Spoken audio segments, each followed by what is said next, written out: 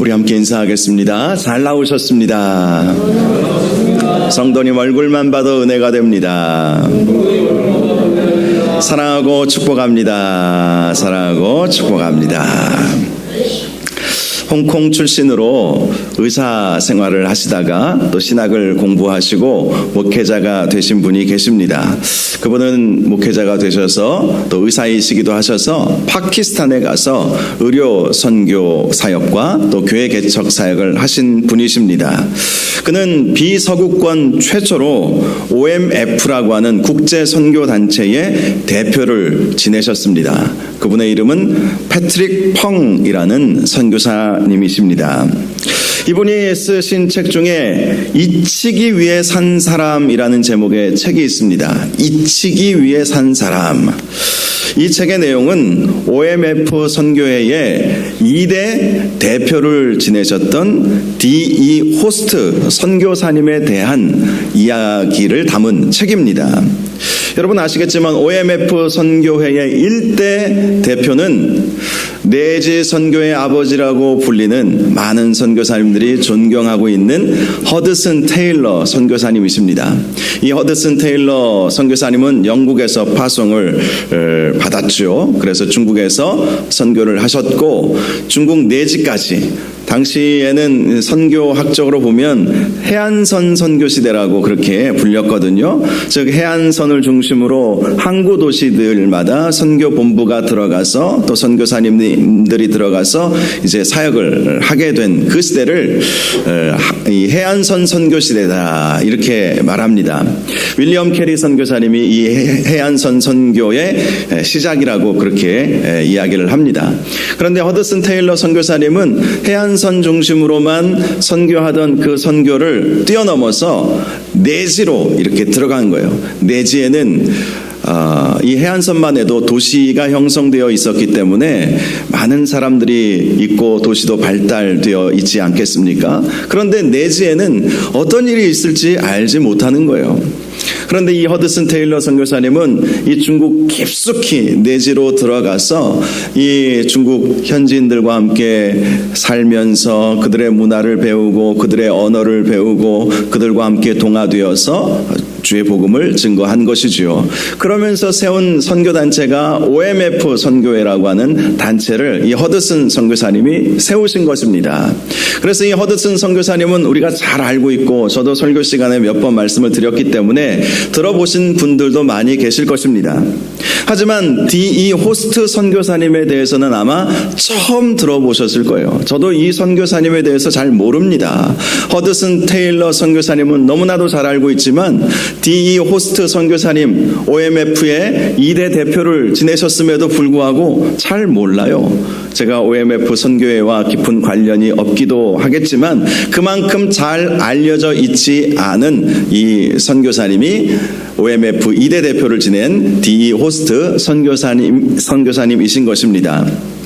패트릭 펑 선교사님은 바로 이 D.E. 호스트 선교사님을 이 잊히기 위해 사는 사람이라는 이 책을 통해서 이분을 소개하셨던 것입니다. 이 호스트 선교사님은 잘 알려져 있지는 않지만 그의 삶을 깊이 들여다보면 너무나도 겸손하고 또 현지인들과 친밀하게 아주 잘 그렇게 지냈고 늘 기도했으며 많은 것을 내려놓고 중국 내지 깊은 곳으로 그렇게 들어가셔서 사역을 하셨다라는 것입니다. 그분은 어찌 보면 잊히기 위해 산 존재인 것처럼 자기의 이름을 드러내지 아니하고 정말 겸손하게 사역을 하셨다라는 것이죠. 사실 지금도 수많은 선교사님들이 이름도 없이 빛도 없이 모든 것을 내려놓고 묵묵히 선교의 현장에서 사역을 하고 있습니다. 어찌 보면 그들 모두는 잊히기 위해 산 사람들처럼 보이기도 합니다. 그리고 실제로도 많은 선교사님들을 우리는 잊고 있지요. 제가 전에 섬겼던 교회에서 선교 목사로 사역을 하면서 참 많은 선교사님들을 만났는데요. 그중에 제 기억에 확실히 남는 선교사님은 이 10손가락에 꼽아요. 참 많은 선교사님들을 만났지만 많은 선교사님들을 또 다 잊어버리는 것이 우리 인간의 한계이지 않을까 이런 생각을 합니다. 그러나 중요한 것은 우리는 잊어버려도 하나님은 잊지 아니하신다라는 사실입니다.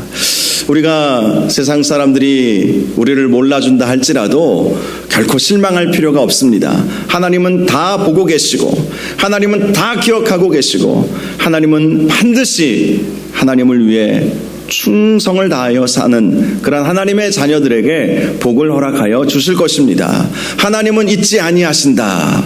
이 사실을 항상 기억하시는 저와 여러분들 되시기를 주님의 이름으로 축복합니다.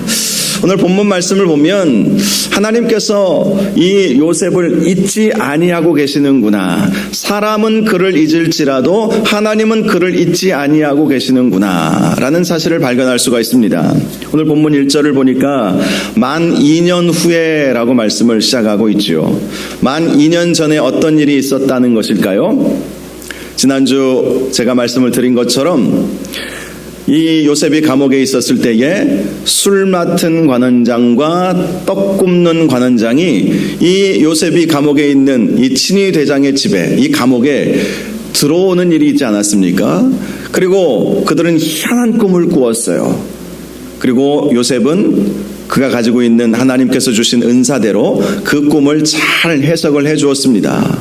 그리고 그 꿈대로 술 맡은 관원장은 다시 복직이 되었고 떡 굽는 관원장은 안타깝게도 나무에 달려 죽게 되는 일이 있게 되었죠. 당시 술 맡은 관원장은 감옥을 나가면서 내 너를 잊지 아니하리라 그렇게 말을 했을 것입니다. 왜냐하면 요셉이 부탁을 했거든요. 술 맡은 관원장에게 당신이 다시 애굽 왕 바로의 술 맡은 관원장으로 복직이 되거든 나를 잊지 말아 주옵소서. 바로에게 나의 이 억울함을 말해 주옵소서. 그렇게 부탁을 했으니 기분도 좋지 않겠습니까? 이제 자기는 풀려나고 복직이 되니까요. 그래서 이 술 맡은 관원장은 내 너를 잊지 아니하리라 그렇게 말을 하고 나간 거예요. 그런데 이 술 맡은 관원장은 가마득하게 요셉을 잊어버리고 있었던 것입니다. 하지만 하나님은 잊지 아니하시고 인류의 역사에 개입을 하신 것이죠. 오늘 본문이 바로 그것을 보여주고 있습니다. 하나님은 애굽 왕 바로에게 이상한 꿈을 꾸게 하신 것입니다. 애굽 왕 바로가 꾼 꿈은 이것이었습니다.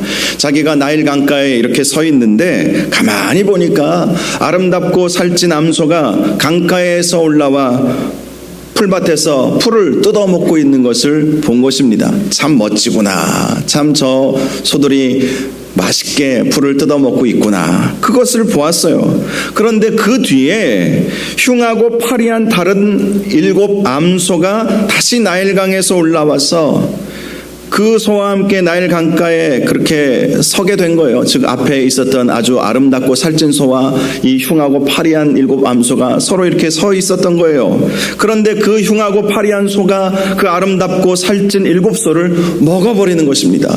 정말 희한한 꿈이죠. 희한한 꿈이죠. 소가 소를 먹다니요. 그런데 그것을 본 거예요. 꿈에서. 그리고 다시 깨었는데 다시 잠이 들어서 꿈을 꾸었습니다. 그런데 이번에는 한 줄기에 이것은 이제 벼나 밀 이삭 단을 말하는 것이죠. 그 줄기에 무성하고 충실한 7 이삭이 나오게 된 것을 본 것입니다. 나라를 다스리는 왕 입장에서는 야 풍년이겠구나 이렇게 생각을 하지 않겠습니까? 그런데 그 후에 가늘고 동풍에 마른 7 이삭이 나오더니 그 가는 그 이삭이 즉 마르고 동풍에 마른 그러한 7 이삭이 무성하고 충실한 7 이삭을 삼켜버리는 그런 꿈을 또 꾼 것입니다. 우리가 이 꿈의 이 해석을 우리는 알고 있지만 모른다 할지라도 참 희한한 꿈이다 이렇게 생각하지 않겠습니까? 바로도 그런 생각을 했어요. 꿈의 의미가 무엇인지는 정확히 알 수는 없겠지만 뭔가 좀 불길한 예감이 드는 꿈이었던 것입니다. 그래서 바로는 애굽의 술객들과 이 술사들을 이렇게 현인들을 점술가와 현인들을 불러서 자신의 꿈을 이야기해 주면서 이 꿈의 의미가 무엇인지 말해달라고 했습니다. 당시 애굽의 점술가는 주술적인 행위를 통해서 꿈도 해석해주고 사람들의 미래를 점쳐주는 그러한 사람들이었습니다. 또 현인이라고 나와 있는데요. 이들은 과학과 예술 분야뿐만 아니라 종교와 관련한 해박한 지식과 지혜를 가지고 있는 그러한 박사들을 말하는 것이었습니다. 그런데 그들은 바로가 꾼 꿈이 과연 어떤 의미인지, 도대체 어떤 의미인지를 전혀 해석할 수가 없었던 것입니다. 그때 하나님께서 한 번 더 역사에 개입하시죠.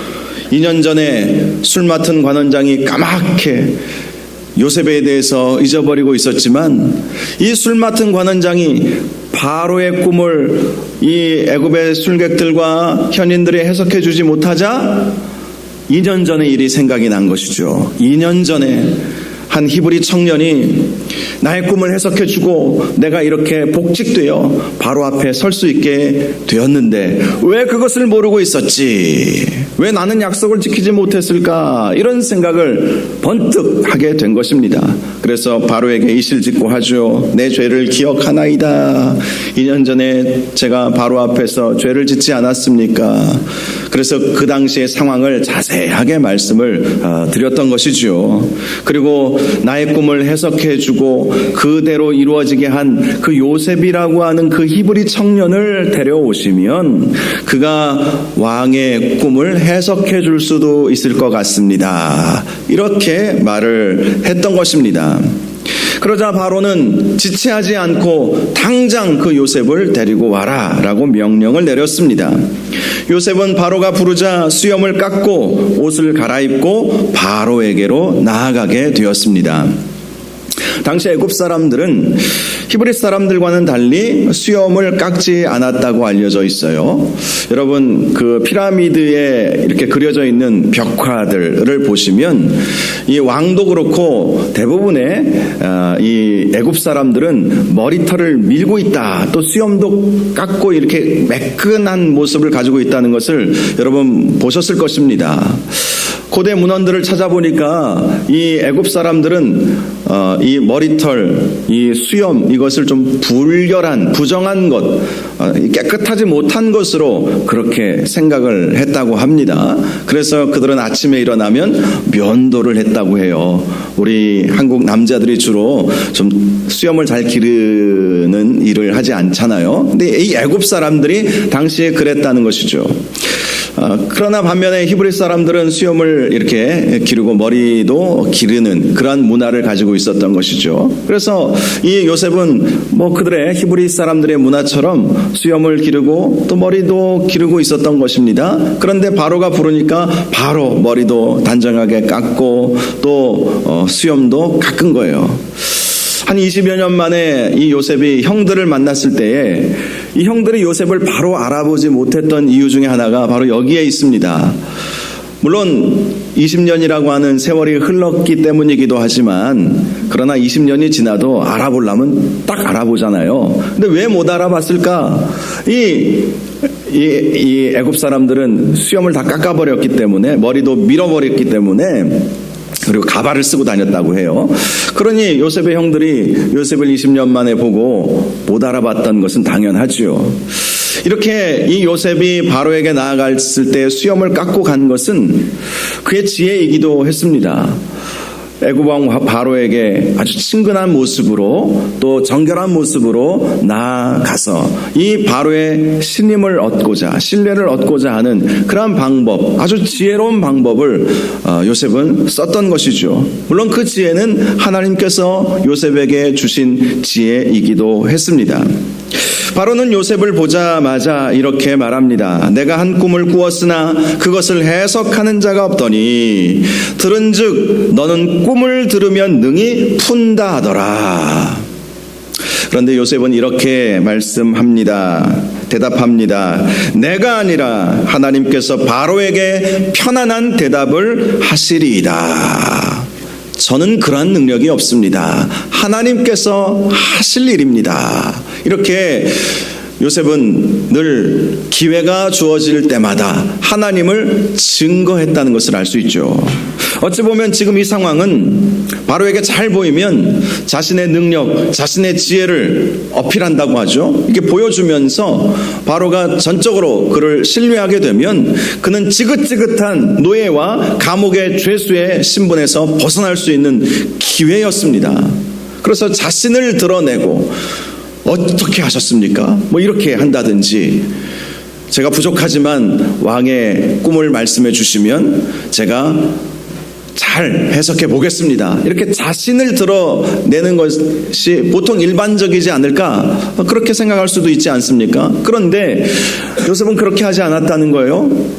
너는 내가 들어보니까 꿈을 잘 푼다 하더라 라고 얘기했을 때 잘 보셨습니다 이렇게 말하는 것이 아니라, 제가 아니라 하나님께서 하실 일입니다. 하나님께서 바로에게 편안하다라는 것은 좋은 말만을 의미하는 것이 아니라 제대로 하나님께서 알려주실 것입니다.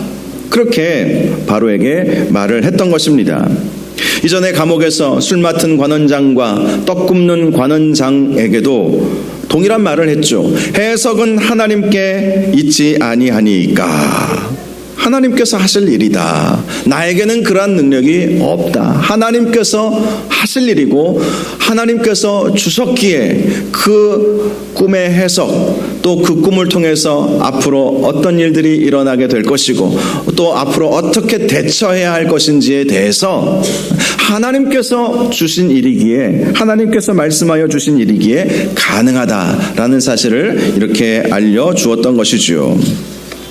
이제 바로는 자기가 꾼 꿈을 요셉에게 말해 주었습니다. 그 꿈은 신하들에게 말해준 내용과 동일했습니다.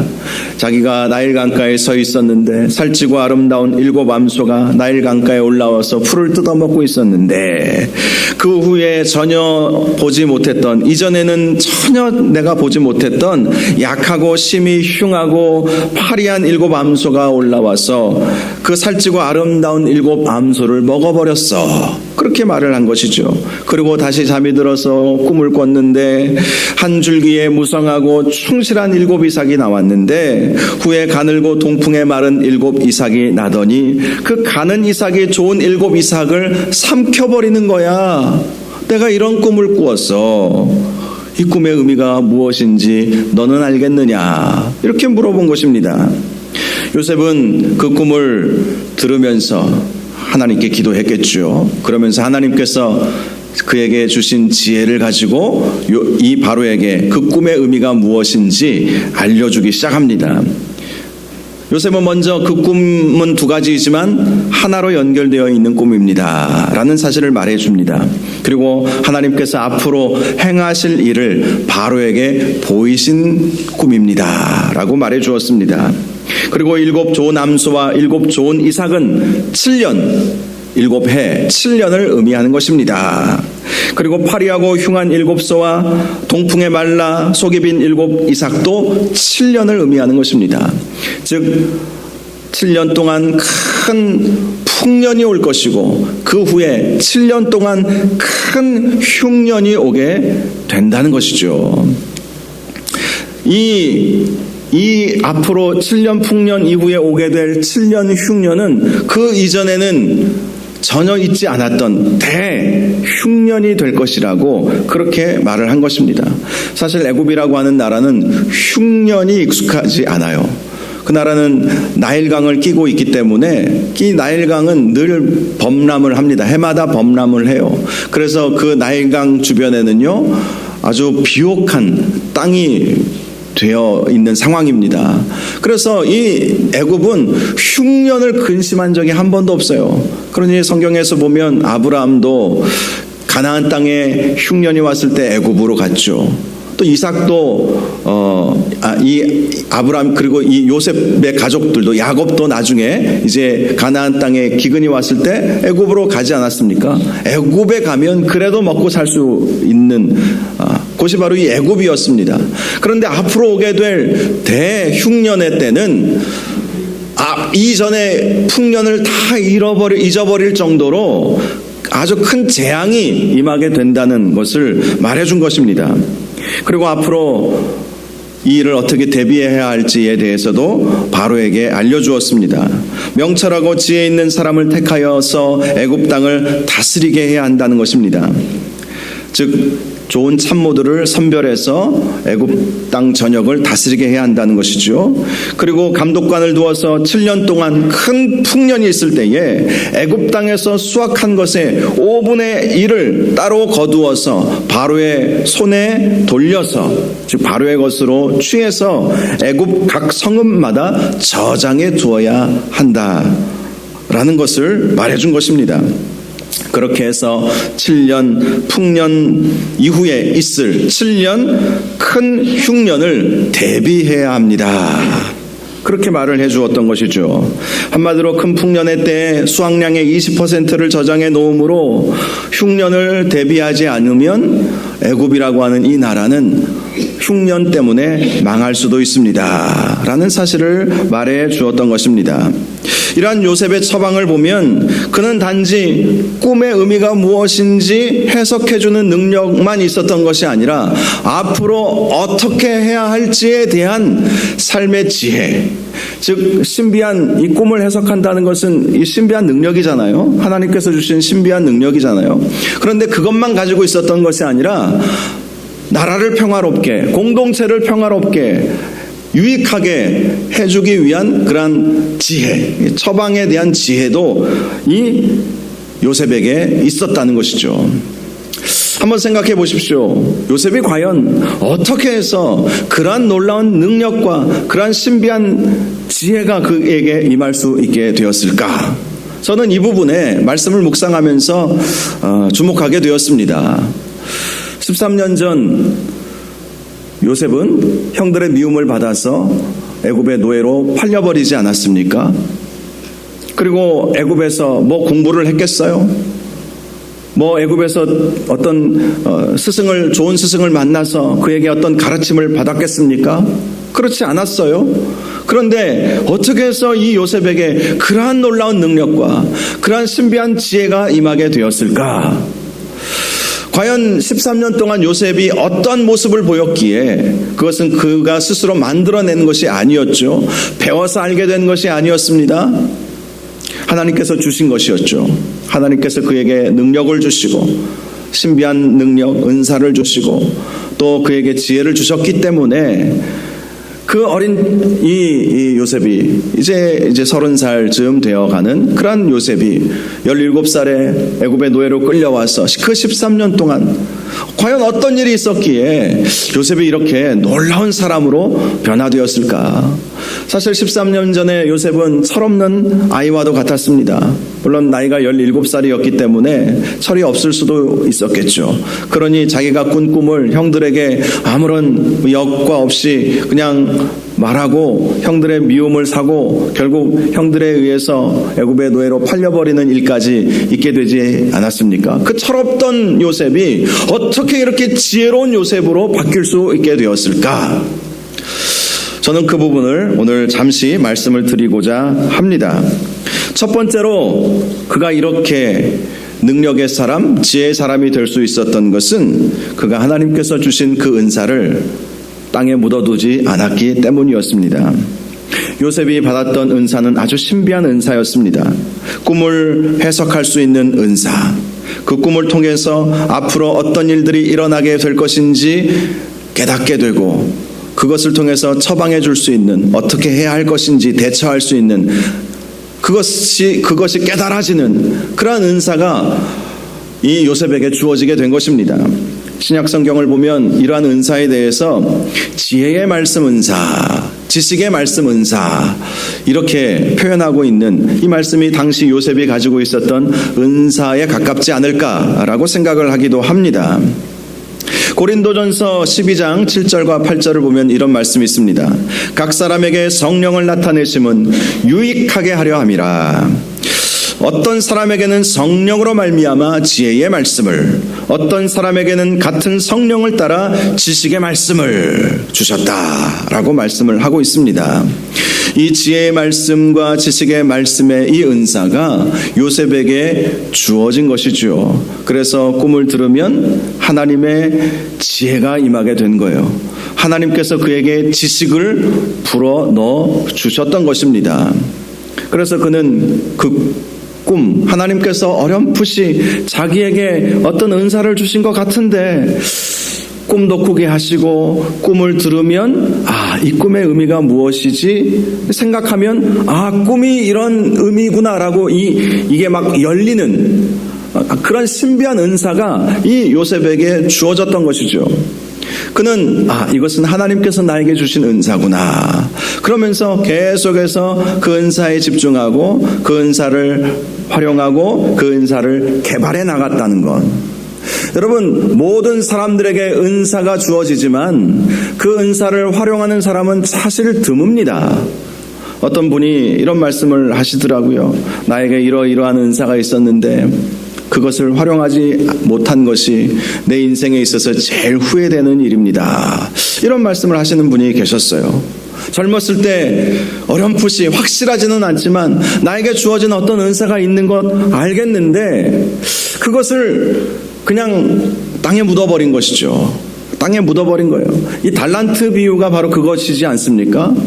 어떤 주인이 어떤 사람에게는 1달란트, 어떤 사람에게는 2달란트, 어떤 사람에게는 5달란트를 주고 멀리 떠났는데 2달란트, 5달란트 받은 사람은 그것을 가지고 적극적으로 활용해서 각각 2배의 이윤을 남기지 않았습니까? 그런데 1달란트 받은 사람은 이거 가지고 뭘 하겠어? 저 사람은 2이고 5개인데 나는 왜 하나밖에 안 줘? 사실 금 1달란트는요 지금으로 따져도 어마어마한 양의 그런 돈이에요. 그런데 하나님께서 주신 그 달란트를 땅에 묻어버린 거예요. 요셉은 땅에 묻어버리지 않았다는 것이죠. 처음에는 어렴풋했을 것입니다.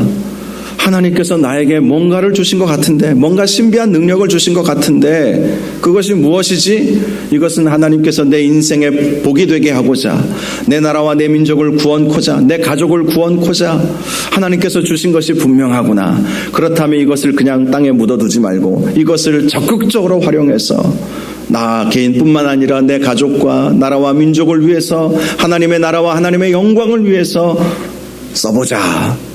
요셉이 바로 그런 마음을 가지고 있었기 때문에 계속해서 그 꿈의 의미를 깊이 묵상하고 하나님께서 주신 지혜가 어떤 것인지 다시 한번 분별하고 그렇게 해나갔기에 결정적으로 바로 앞에 서서 그 꿈이 어떤 의미인지 글쎄요 하지 아니하고 바로 이야기해주고, 그리고 그 꿈에 대한 처방도 바로 이야기해 줄 수 있었습니다.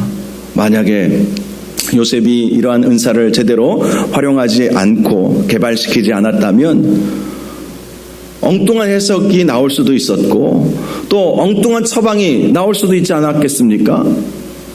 앞으로 7년 동안 풍년이 온다고 그랬는데 풍년이 안 오면 어떡합니까? 풍년이 7년 동안 왔어요. 그래서 잘 준비해놨는데 8년째부터는 더 큰 풍년이 오면 어떻게 되겠습니까? 그런데 그게 그대로 이루어지지 않았습니까? 하나님께서 요셉에게 주신 이 놀라운 신비한 은사, 능력, 이것을 요셉은 그냥 땅에 묻어두지 아니하고 하나님께서 주신 것이기에 이것을 잘 활용하고 잘 개발해서 유익하게 해야 되겠다. 여러분, 은사는 유익을 위한 것이라고 분명히 말씀하고 있어요. 유익을 위한 것이라. 지혜의 말씀, 지식의 은사, 신유의 은사, 모든 은사들은 유익을 위한 것이다. 그래서 고린도전서 12장 7절에 각 사람에게 성령을 나타내심은 유익하게 하려 함이라. 여러분, 그러므로 이 관점에서 생각해 보면 내가 은사를 제대로 활용하고 있는가, 여기에 대한 검증을 이 말씀을 통해서 할 수 있어요. 내 은사가 유익한가? 먼저는 나에게 유익한가? 내 주변 사람들에게 유익한가? 우리 교회에 유익한가? 내 가정에 유익한가? 하나님 나라와 하나님의 영광에 유익한가? 이것을 여러분 먼저 생각해 보아야 합니다. 그것이 유익하지 않고 나에게도 해를 끼치고 내 가족에게도 해를 끼치고 교회를 어지럽게 만들고 나라와 민족은커녕 하나님 나라와 하나님의 영광을 가리우게 된다면 그것은 제대로 된 은사 활용이 아닌 것이죠. 요셉은 13년 동안 애굽에 살면서 하나님께서 자기에게 주신 은사를 잘 활용을 한 것입니다. 하나님은 저와 여러분에게도 이 요셉과 같은 똑같은 은사는 아니라 할지라도 각자에게 은사들을 주십니다. 적어도 한두 가지 이상은 항상 하나님은 그 사람을 부르셨을 때 은사를 주세요. 그 은사가 무엇인지 발견하는 과정부터 잘 하셔야 됩니다. 아유, 목사님, 내 나이가 벌써 70이 넘었는데요. 여러분, 70 넘어도 상관이 없어요. 지난주 금요일에 입산 사사에 대해서 살펴보았을 때 그가 사사로 부르심을 받았을 때가 100살이 넘었어요. 대부분 100년 이상의 삶을 살았거든요. 당시 사사 시대에는. 그리고 그는 7년밖에 사사로 사역하지 못했어요. 그렇다면 적어도 90, 100년, 100살에 하나님께서 그를 부르셨어요. 그는 딸 30명, 아들 30명 다 시집장가 보냈습니다. 이제 편안한 노후를 보내도 됐어요. 그런데 하나님께서 그를 그 늦은 나이에 부르니까 제가 순종하겠습니다 하면서 그 당시 사사로서의 역할을 감당하는 것은 정말 복잡한 일들을 많이 해내야 할 그러한 사명이 있었습니다. 나라 안도 평정해야 되고 평화롭게 만들어야 되고, 당시에는 이 각 지파들 사이에서 얼마나 갈등이 심했는데요. 그 갈등을 조정해야 되고 또 외세의 침입도 막아내야 되는 정말 머리 터지는 그러한 일을 하는 것이 사사였습니다. 그런데 이 입사는 그 늦은 나이에도 시골 출신이었어요. 시골 출신인 이 입산이 이 사사로서의 역할을 그 늦은 나이에 감당한 것이죠. 여러분, 아무리 나이가 들었어도 하나님께서 주신 은사가 있다면 죽는 날까지 그 은사를 잘 활용하시기를 바랍니다. 특별히 나에게 주어진 은사는 유익되게 해야 한다는 건, 어떤 분은 예를 들어서 꿈을 해석하는 능력이 있는 것 같은데 유익이 안 되는 거예요. 교회에 유익이 안 돼요. 하나님 나라에 유익이 안 돼요. 가정에도 유익이 안 돼요. 그것을 일명 개꿈이라고 말합니다. 그런 꿈은, 유익이 안 되는 꿈은 개꿈 꾼 거예요. 잘 분별을 해야 돼요. 꿈 해석한다는 그런 분들, 교회를 어지럽게 한, 이 대전에도 어느 교회 사모님이 그렇게 해가지고 교회가 풍지박산이 나고 그 목사님 쫓겨나고 교단에서 제명당하고 그런 일도 있지 않았습니까? 유익이 중요한 거예요. 어떤 은사든지 유익되게 해야 한다는 거, 유익되게 해야 한다는 거, 항상 그것을 기억해야 합니다. 요셉은 유익되게 하기 위해서 정말 부단히 기도하면서 자신에게 주어진 은사를 잘 개발을 했던 것입니다. 두 번째로, 그가 어떻게 이렇게 지혜와 능력의 사람이 되었는가? 그는 고난을 통해서 하나님과 함께하는 법을 배웠기 때문이었습니다. 사실 요셉의 삶은 부당한 고난의 연속이었습니다.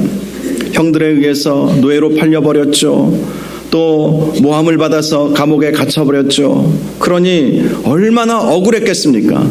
그런데 그는 그 억울함 속에서도 절망하지 아니하였습니다. 그럴 때일수록 하나님을 찾은 것이죠. 요셉의 애굽에서의 13년간의 삶을 잘 보여주고 있는 창세기 39장 말씀을 보면 2절에 여호와께서 요셉과 함께 하심으로 그가 형통한 자가 되었다라고 말씀합니다. 또 3절에도 그의 주인이 여호와께서 그와 함께 하심을 보며 또 여호와께서 그의 범사에 형통하게 하심을 보았더라. 하나님과 함께하는 요셉을 그 보디발도 다 보았다는 거예요. 감옥에서도 이런 말씀이 있죠. 20절과 21절을 보면 요셉이 옥에 갇혔으나 여호와께서 요셉과 함께 하시고, 23절에도 여호와께서 요셉과 함께 하심이라 여호와께서 그를 범사에 형통하게 하셨더라.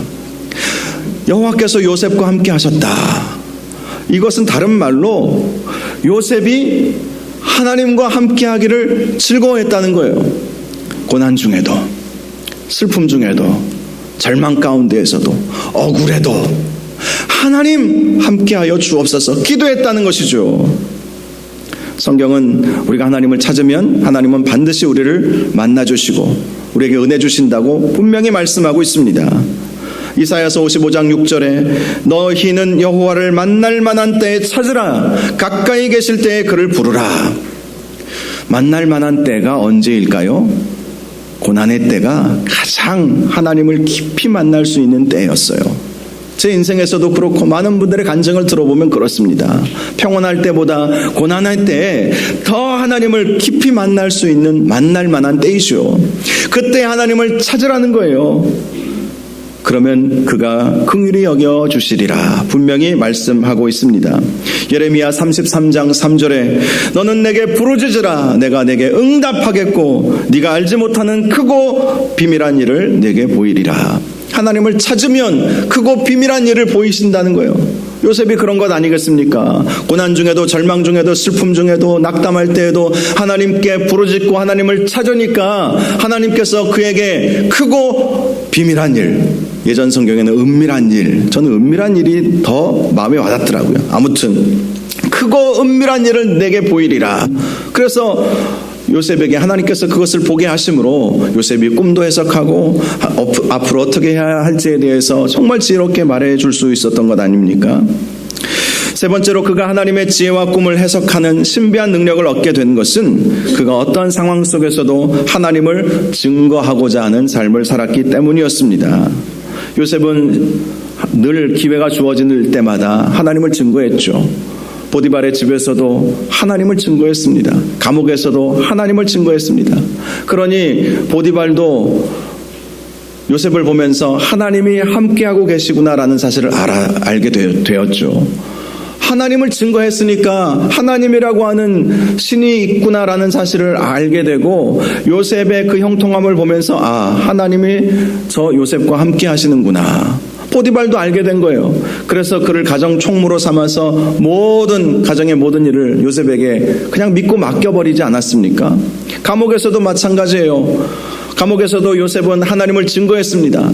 그러자 간수장이 그 하나님을 알게 되었고 또 요셉이 형통함을 보면서 요셉을 이 감옥 재반 사무를 맡기는, 그리고 맡긴 것은 그냥 거들떠 보지도 않고 그냥 전적으로 신뢰하면서 요셉에게 맡겨버린 거예요. 요셉은 그렇게 하나님을 증거했습니다. 꿈을 해석해 줄 때에도 해석은 하나님께 있습니다. 나에게 능력이 있는 것이 아니라 하나님께서 바로 당신에게 편안한 대답을 하여 주실 것입니다. 하나님을 증거했던 거예요. 하나님. 요셉의 삶은 선교적 삶이었습니다. 비록 그가 비자발적으로 애굽에 끌려가기는 했지만 그러나 그 속에서도 주님을 증거하는 그러한 삶을 살았기에 하나님께서 그에게 복의 복을 더하여 주셔서 놀라운 능력을 허락하여 주셨던 것입니다. 오늘 본문에서 중요한 점은 사람은 요셉을 잊었을지라도 하나님은 잊지 아니하시고 역사해 주셨다라는 사실이죠. 그 결과 하나님께서 개입하여 주셔서 바로에게 이상한 꿈을 꾸게 하시고 술 맡은 관원장이 요셉을 다시 기억나게 하여 주시는 일이 있게 되었던 것입니다. 사실 세상은 우리를 잘 기억하지 않습니다. 아무리 역사에 큰 족적을 남겼을지라도 그 사람을 기억하지는 않습니다. 오래도록 기억하지는 않죠. 아마 이 세상을 살아간 사람은 수천억 명은 좋게 넘을 것입니다. 그러니 그 수많은 사람들 중에 얼마나 기억될 사람이 있겠습니까? 심지어 가족들도 그 사람이 죽고 나면 시간이 흐르면 기억에서 점점 희미해지게 되고 잊혀지지 않습니까? 얼마 전에 어떤 납골묘를 방문한 적이 있었는데요. 가만히 이렇게 쭉 살펴보니까 100여 년 전, 100년도 훨씬 더 된 그러한 분의 그 이름이 그 안에 뼈가루가 있는지는 모르겠지만 그 이름이 있어요. 그래서 이분이 누구세요? 그러니까 후손들은 몰라요. 자, 글쎄요. 그 일대 조상이라고, 그 납골묘의 제일 첫 번째 일대 조상이라고 하는 그분도 누구지 몰라요. 그저 이제 선산을 이제 다 정리하면서 이제 납골묘를 만들어 가지 않습니까? 그러니까 그나마 그렇게라도 쳐다보지. 선산 같으면 제일 꼭대기에 있는, 어찌 보면 뭐 잘 가꿔지지 않으면 잡초만 무성하게 되어 있는 그 무덤을 누가 얼마나 기억할 수 있겠습니까? 하지만 우리 하나님은 다 기억하신다는 것이죠. 우리 하나님은 다 기억하십니다. 사람은 잊어버려도 하나님은 안 잊어버리십니다. 중요한 것은 하나님을 찾는 거예요. 하나님을 찾는 것. 하나님은 우리를 기억하시지만 또한 하나님께서는 우리가 하나님을 찾기를 원하신다는 것, 이것을 항상 기억하시기를 바랍니다. 요셉이 바로 그런 삶을 산 것이죠.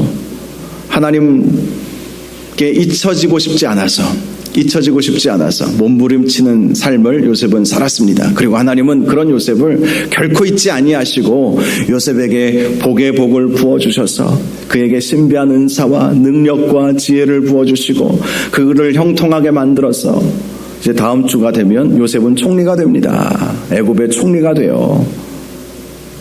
이런 놀라운 역사가 있게 된 것입니다. 사랑하는 여러분, 잊지 아니하시는 하나님 앞에 잊혀지지 않는 저와 여러분들 되시기를 바랍니다.